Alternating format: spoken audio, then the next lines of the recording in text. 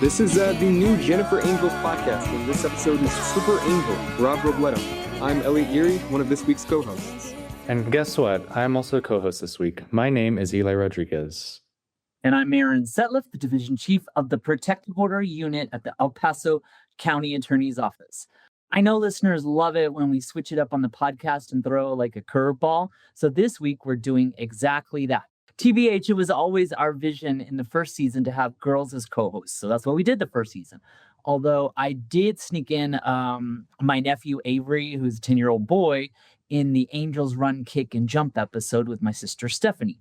But in season 2, we want to include boys as co-hosts. Of course, boys have all sorts of valuable insights into developing a healthy self-image and other topics that we cover.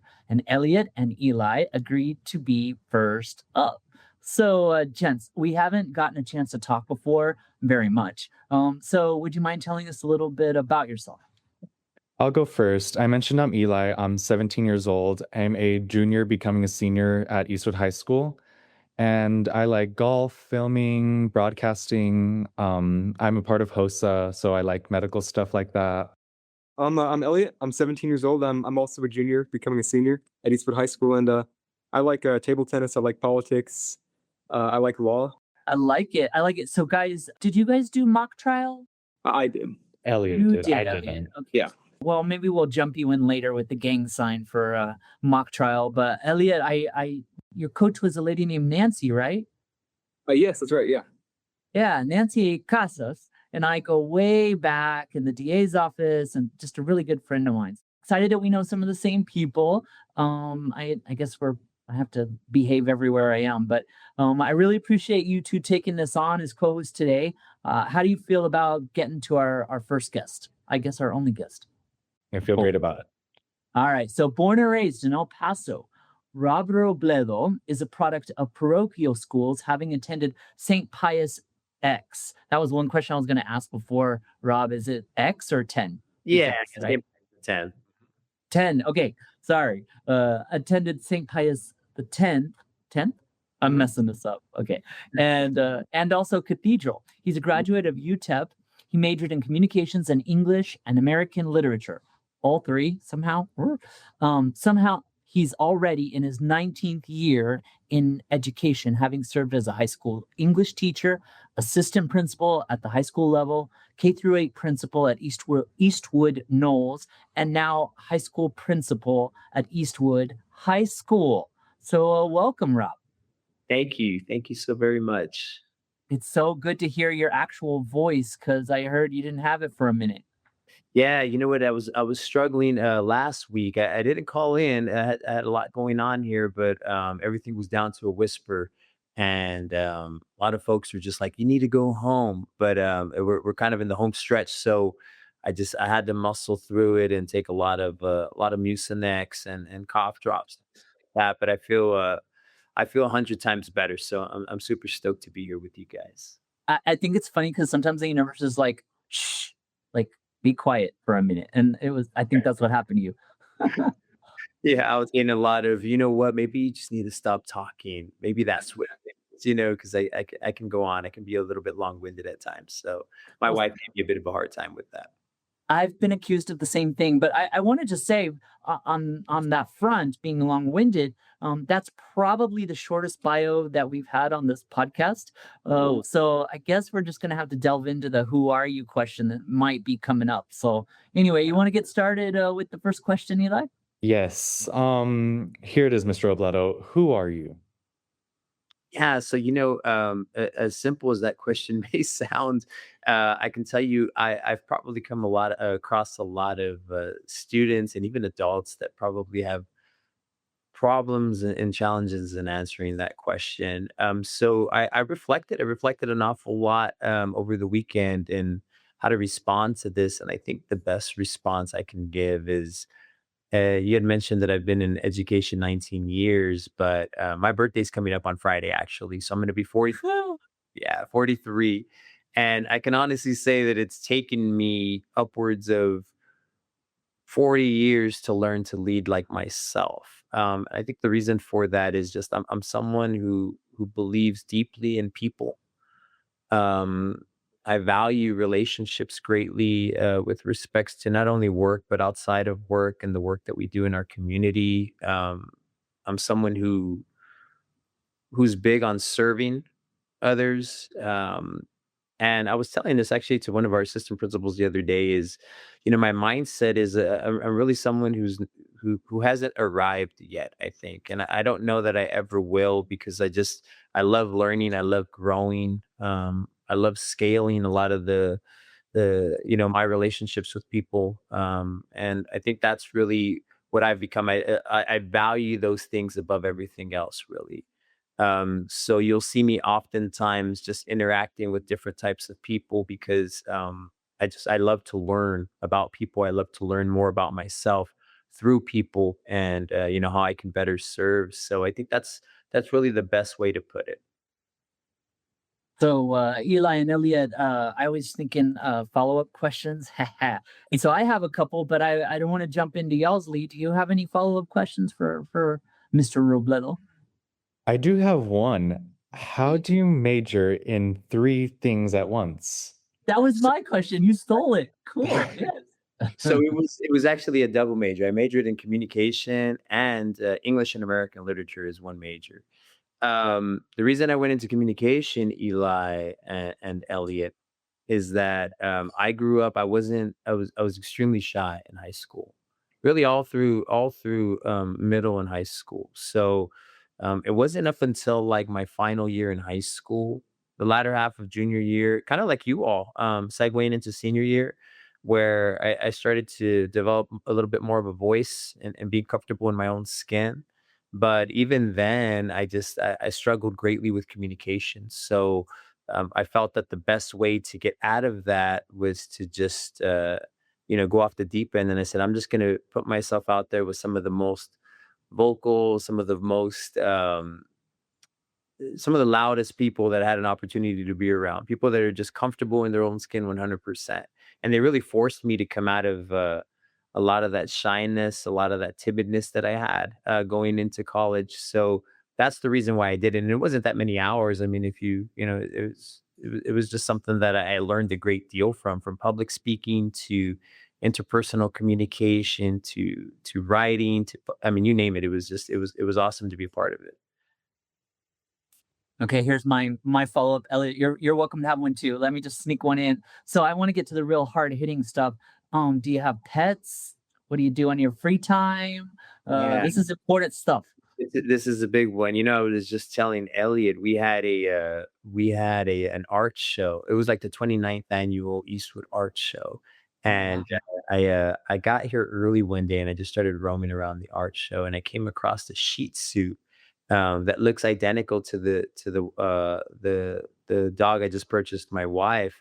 And it's a Shih Tzu as well. And we had I was telling Elliot, we lost our not Elliot, I'm sorry, I was telling Eli, we lost our Shih Tzu in November. Yeah, after 16 years, my wife and we had that Shih Tzu. Her name was Daisy. We had her before we even had kids. Now my son's in sixth grade, on his way to seventh, and my daughter's on her way to fourth grade.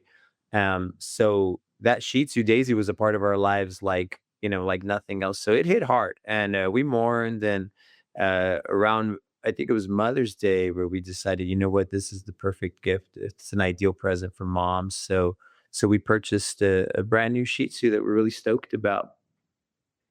Hey, wait. So let me understand. So you're at an art show, and there was a Shih Tzu in the art show, or what? What was? Yeah, there's these different types of art. I mean, you have paintings, you have some pottery in there, pictures and what have you. And someone actually painted a Shih Tzu. It's almost identical to the one that we purchased, so it hit home for me with respects to that. But yeah, very big on pets, and then my small family, which is my wife and my two kids. We were just curious, how have you helped boys and girls here develop a healthy self-image of themselves? I'll speak from a K-12 perspective. Again, 19 years in education, 16 of them have been in high school, and then I did a small stint at a K-8 school. So to be able to see elementary transition into middle, and then middle transition into high school, and I said that a little bit earlier today. In fact, that I'm as much as I'm excited about this graduating class, I'm really stoked about next year because a lot of those students, I knew them as middle schoolers. So Wow. to be able to see them graduate is pretty cool. Uh, but when you talk about healthy self-image, I think a lot of it just it resonates with building a culture on campus where students, faculty, staff, they feel seen, they feel valued, everything from they feel challenged and supported in a lot of ways. And I think ultimately that helps develop a healthy self-image. I'm someone who's very sensitive to identity. I saw a lot of that, I think, in the middle school. This transition from fifth to sixth grade, you start to see students really develop what their identity is like, what they would like their identity to be. A lot of kids mature a lot faster than others, especially in middle school. You'll see some that are already starting to think about dating and things like that, whereas others are still childlike in a lot of ways. And it's not to suggest that one supersedes the other. It's just they're finding their identity of who they are, and I think that's really important. So I've always been really sensitive to identity. As I mentioned earlier, I'm big on human connection with kids. So you'll see me always having casual conversations with everyone, despite if you're involved in sports and mock trial, if you're involved in golf, whatever the case may be. I try my very best just to interact with as many kids as I can, and a lot of that's showing up to their events and their functions and being present. I like to be impressively present on campus, walking around as much as I can. But a lot of that's important for me. But I think the biggest thing really is the values that we carry across generations. There's some values that I really that for the past probably 4 or 5 years that I've developed that I say, everything I do from the decisions that I make to how I go about approaching circumstances and situations, I always just default to my values. And they're four easy ones, but they can be very challenging. And they're values that I think that I struggle with. That when I mentioned earlier, I haven't arrived yet. It's just it can be challenging, trying to instill values when sometimes you may not see eye to eye with people. So when I speak of values, really the four that I spend a great deal on is first and foremost is empathy. And empathy can be really challenging for people because we all grow up conditioned differently. We all grow up believing different things. We all grow up with different circumstances, different challenges. And when you get to a workplace or a place of like Eastwood High School, you have 2,300 students, 250 employees, and you may not always see eye to eye. So it's really challenging to come outside of yourself and try to fully understand what a person is going through. Whenever I may have a disgruntled parent or a student who's, defiant or disagreeing in some capacity, or someone who's just going through something. So that one's always been challenging for me, empathy, but it's something that I try very hard at every single day. um, Second value is kindness, and as simple as kindness may sound, it's actually something that I've gotten a lot better at. And I try not to confuse kind. I tell people I try not to confuse kindness with niceness. I think oftentimes niceness is trying to avoid conflict or avoid being truthful or honest, just so that it doesn't create tension or uncertainty. But when I think of kindness, I think of I owe it to you to be honest with you if, I feel that maybe this was a mistake, or I owe it to you to be honest to you because I truly care about you. So I want to see what's best for you. So being kind is me being honest with you and me being, forthright with you. I think that's important. Um, Third being integrity. I'm very big on that, very big on integrity, very big on, always practicing what I preach, always making sure I see the best of things and doing things oftentimes that may not always be the most popular thing. And the last one, I've paired the two words, but it's service and it's safety.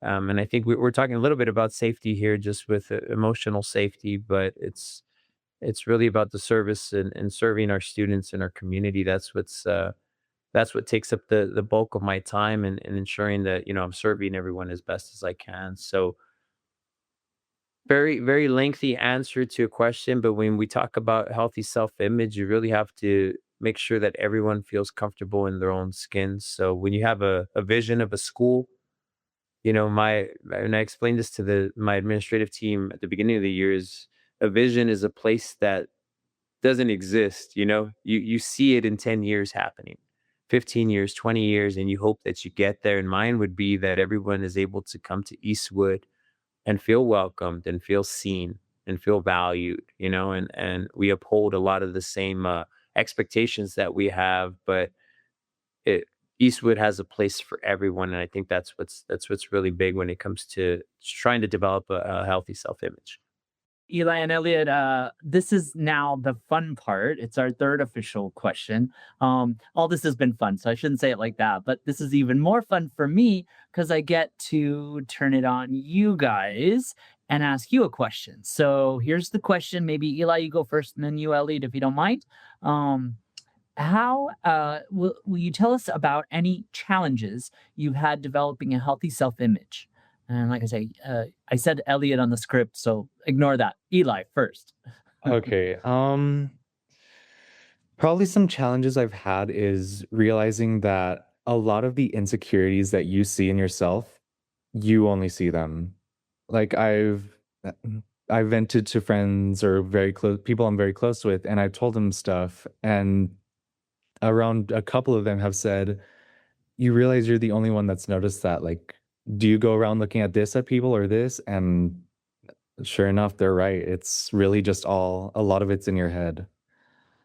Um, Another thing I've had about maintaining or gaining a healthy self-image, sorry, Easy for you to say, right?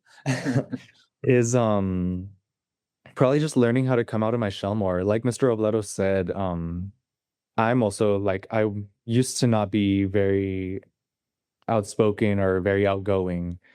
And I believe it was at the start of this year, I was introduced to KHS, which is the film broadcast club. And then I learned, oh, I like speaking in front of people. I like being outgoing. I now do announcements with Mr. Robledo.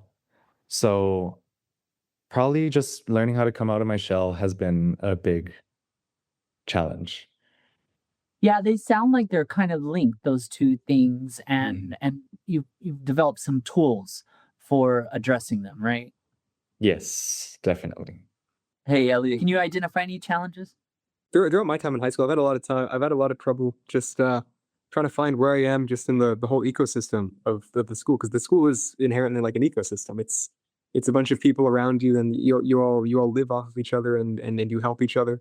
And fundamentally, my biggest struggle has just been finding my place there, finding my place, how I can help the most people, how I can be of service to most people, how I can allow other people to help me, because you can't do everything by yourself. And I've just had to learn how to accept help, and I've had to learn how to give help to other people, because you can't live by yourself. You have to live in a community. And that's been my biggest struggle, I think. So it's been a struggle, but it sounds like you've got some solutions. What have you done? Yeah, I've found people that are willing to try. I found people around me that are willing to understand. And I think that is the most important thing, is to have just a healthy group of people around you. Is because I think I've said this 1,000 times now, but you can't do everything by yourself. And you can't have a healthy self-image, at least I don't think, um, in a vacuum. I think you have to work with the experience and the help of others as well. Oh. Hey, Rob, this is us. Well, we're turning on the gentlemen that are co-hosts. Do you have any follow-up questions? Any curiosities about what they said, Rob? No, you know what? I know obviously Eli and Elliot very well, and I can tell you that a lot of what I hear now, what they're saying is pretty spot on with respects to the impression that I get of them. the conversations that I have of them, the reputation that I think that they have on campus, because I really do speak. I speak to kids, I speak to adults, and anytime, whether it be Elliot or Eli or mentioned, they're always in very high regard. I can say that confidently, and I think that that makes me really happy, just because you hear the responses. I mean, they're spot on with a lot of the stuff they're saying, and I've seen them at different functions. I'll see them at at games. I'll see them. I even stopped by a Christmas party that Elliot was at, and showed up with a bottle of wine for the host, and I got to hang with them a little bit. And just judging by he's absolutely right. Elliot's absolutely right, and Eli too. The people that they surround themselves with, you can't be in a vacuum ultimately, and it is about finding your people and finding your place. And there's truth to that. People need people, and they're surrounded by the right people, from what I see, which is very encouraging for any adult, especially a principal. So, okay. So, here's full disclosure. I wrote a script for us to follow, and then I put the wrong name in the next question. So I'll leave it to Eli or Elliot. Which of you would like to ask the next thing? Oh no, I put the right answer. I put the right name. I'm messing up all the way around. Eli, it's your question. So here's our final question. It's kind of about magic, a little bit. I'll turn it to Okay. you, Mr. Robledo. If you could wave a magic wand, how would you help all boys and girls as they grow up to participate in a healthy relationship?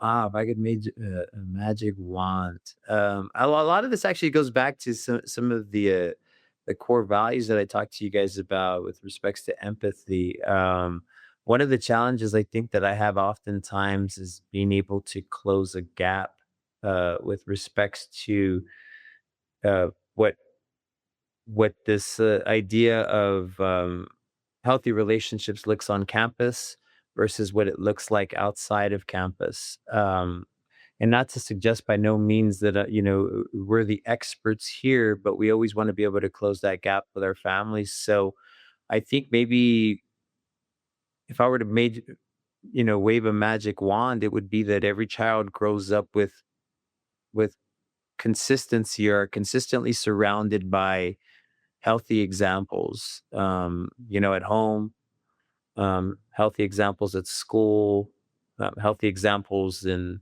extracurricular activities, friendships, and things like that. And I think if we all worked in unison or in tandem with respects to that, I think that would definitely clear up a lot, and that would support children a lot more, because sometimes they see how an adult here at school, especially at Eastwood, and I'm surrounded by them daily, treats kids with respect and high regard, and shows a lot of love. And oftentimes maybe they may not get that same sentiment elsewhere. So my magic wand would be, you know, there be consistency across the board with respects to healthy relationships, so that we don't have to fill so many gaps in our profession, and we can ensure that values are being spread across everywhere our kids are, and there's consistency with that, because it can be hard. I can tell you, you see a lot of things in this office that I'm in right now, and you hear a lot of things in this office that I'm in right now, and things I wish, I didn't have to hear, or some challenges that I wish I didn't have to see kids go through. And that magic wand would really solve a lot of things if there was just consistency with what healthy relationships would be across the board. I'm handing out magic wands though today, Eli and Elliot. So you mind answering the question also? Maybe Hey. you first, Elliot. Yeah, sure. It would be kind of similar to what Mr. Robledo said. A little bit. I just want people should be surrounded by a consistent group of positive role models. I think it's not only people that they can look up to, but people they could look up beside. It's people that or people that they can lift up themselves. I myself, I want to eventually go into education, and I want to lift other people up. I That's what I think I want my life to be about. And I think if every single person had those opportunities to lift others up, to be lifted up, and to rise amongst their peers in a healthy and coordinated way. I think self-image would be just such a better world than it is today. It's a good magic wand. How about you, Eli? I'm gonna stay on theme. I'd say consistency is honestly probably one of the best things that you could have in a healthy relationship. Not just romantic, but in your family, in your friendships. Like from personal experience, I've been dating my boyfriend for around a year and a half, maybe almost 2, and he has been consistent. He's always been there to support me. So like that's been an insane consistent relationship. My mother, she has always been there. She always would do anything for me. And that has been those two have been some of my biggest supporters. Of course, I could go on, the list is huge, but I believe just having people in your life that will positively, what's the word? Build you up. That could be probably the biggest help if I could use a magic wand. These guys are smart, Mr. Robledo. They agreed with you, so that's the first thing. Yeah. They know where their bread's buttered. That's pretty smart, guys. So, but so Rob, I want to tell you that this has been a really fun opportunity to hear the real from a real high school principal. I use more reals, and more importantly, a leader in the community and in guiding our young people. I have to say thanks from that community for dedicating your entire career to education and shepherding the growth of so many young people. So I really appreciate it, Rob. Oh, thank you so much. Yeah, and to be on here with Eli and Elliot is also extra cool for me because I'll get to have them for one more year. And I know Elliot, I know Elliot's mom, I know Eli, I know Aiden.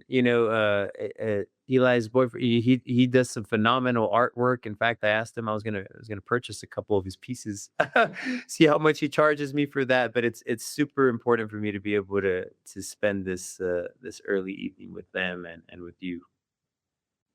Before we get to this week's Gamer Corner, I'm excited to let you know about a new financial supporter of Jennifer's Angels. This season, the Center Against Sexual and Family Violence, CASFI for short, joins Jennifer Ann's group in funding this podcast, serving survivors of violence in El Paso, Culberson, and Hudspeth counties. CASFI ranks as the largest domestic violence shelter and resource center along the U.S.-Mexico border. Consider heading to CASFI.org, Facebook, or Instagram to learn more about CASFI. This is Drew Crescenti with Gaming Against Violence. And in today's Gamer Corner, we will be chatting with Robin Ghosh, a Canada-based game designer that created the award-winning game UnEarth, a game about resilience, the importance of communication, and finding your way in a world that you no longer can recognize. Hi, Robin. We're excited to have you here today. Your game, UnEarth, has reached many young people over the years. What do you think it is about video games that make them so effective at reaching and helping young people? What's great about video games that puts it over any other medium, really, is the interaction element. A lot of stories, especially designed to help people, is usually one-sided. It's at us as opposed to with us. With video games, it helps us navigate our thoughts, feelings, and how we process things in an interactive manner.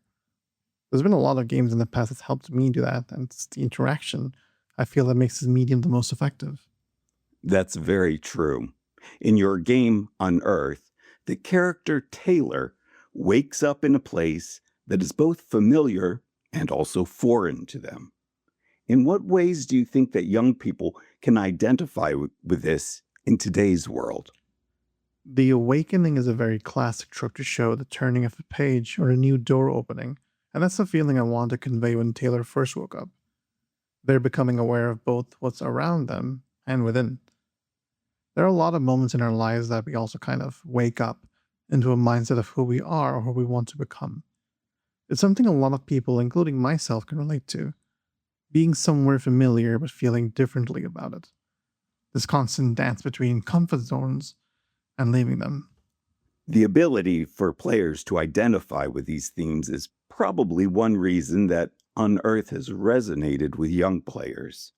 Now, in the game, Taylor identifies different communication strategies in order to overcome obstacles. How do you feel that your game helps young people to avoid real-world conflict and violence? I think ultimately there's nothing that can help people avoid real world conflict and unfortunately violence. What I've done is suggested ways to counteract them, or at least navigate them. The world we live in today is really different than the year that this game came out. And unfortunately, now more than ever, we need to have more empathy and understanding and being able to just listen to people, truly communicate. That's a good point. UnEarth was created in 2022, and our world has changed in many ways since then. So I wonder, are you still creating games? Unfortunately, I'm not right now. I've actually been working as a data analyst for the last few years in the gaming space, and currently learning more skills in that field too. Though I would love to return to working on games again, either on the development side or working at another company doing data analysis. But even just writing on the side would be fun. It sounds like you've been busy. Do you plan to revisit the world that you created in UnEarth again someday? Absolutely.